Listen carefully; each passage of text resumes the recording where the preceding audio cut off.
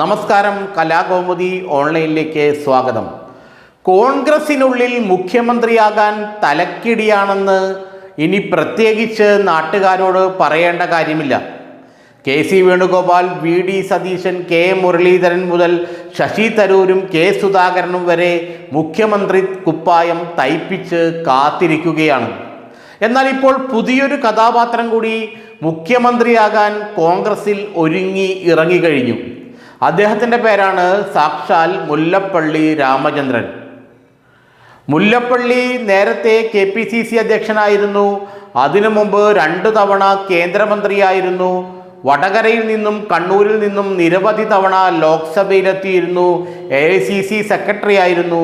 അതുകൊണ്ട് തനിക്ക് എന്തുകൊണ്ട് കേരളത്തിൻ്റെ മുഖ്യമന്ത്രി ആയിക്കൂടാ എന്ന ചോദ്യമാണത്രേ മുല്ലപ്പള്ളി രാമചന്ദ്രൻ സ്വയം ചോദിക്കുന്നത്. വരുന്ന നിയമസഭാ തെരഞ്ഞെടുപ്പിൽ, അതായത് 2026 നിയമസഭാ തെരഞ്ഞെടുപ്പിൽ കൊയിലാണ്ടി നിയോജക മണ്ഡലത്തിൽ നിന്നും മുല്ലപ്പള്ളി രാമചന്ദ്രൻ മത്സരിക്കാൻ ഒരുങ്ങുകയാണത്രേ. ഇതിനായി അദ്ദേഹം ചില കൊയിലാണ്ടി സന്ദർശനങ്ങളെല്ലാം നടത്തി എന്നാണ് നമ്മൾക്ക് അറിയാൻ കഴിയുന്നത്. ഏതായാലും ഇപ്പോൾ കോൺഗ്രസിലെ ഏറ്റവും സീനിയർ നേതാവെന്ന നിലയിൽ തനിക്ക് മുഖ്യമന്ത്രി സ്ഥാനത്തിന് അർഹതയുണ്ടെന്നാണ് മുല്ലപ്പള്ളി രാമചന്ദ്രൻ്റെ വാദം.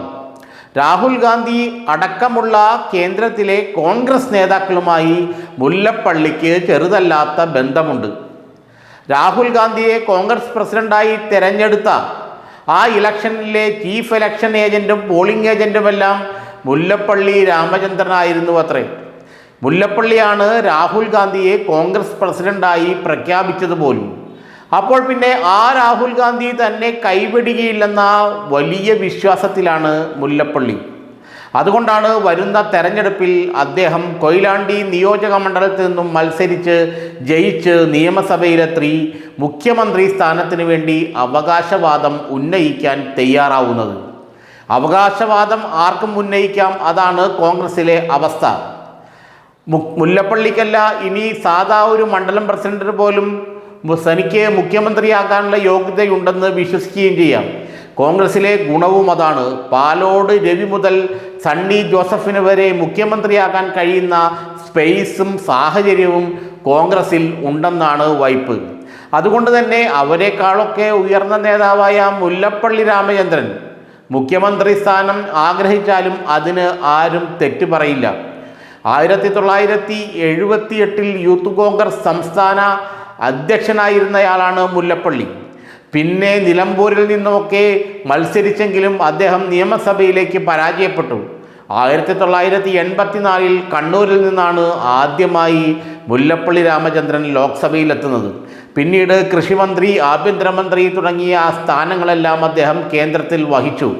അതോടൊപ്പം തന്നെ AICCയുടെ സെക്രട്ടറിയുമായി കേന്ദ്രത്തിലെയും പ്രമുഖ നേതാവുമായി മാറി. തനിക്ക് ഇനിയൊന്നും മുഖ്യമന്ത്രിയായിക്കൂടെ എന്നുള്ള തോന്നൽ അദ്ദേഹത്തിനുള്ളിൽ ശക്തമായിട്ടുണ്ടെന്നാണ് പറയുന്നത്.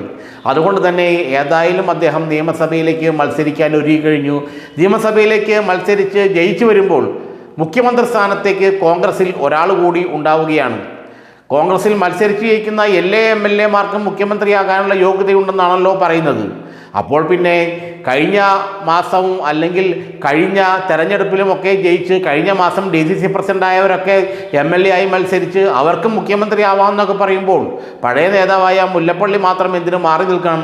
മുല്ലപ്പള്ളിക്കും മുഖ്യമന്ത്രിയാകാം, അതിനും സ്പേസ് ഉണ്ട് കോൺഗ്രസിൽ എന്നാണ് അദ്ദേഹം സ്വയം പ്രഖ്യാപിച്ചിരിക്കുന്നത് അത്രേ.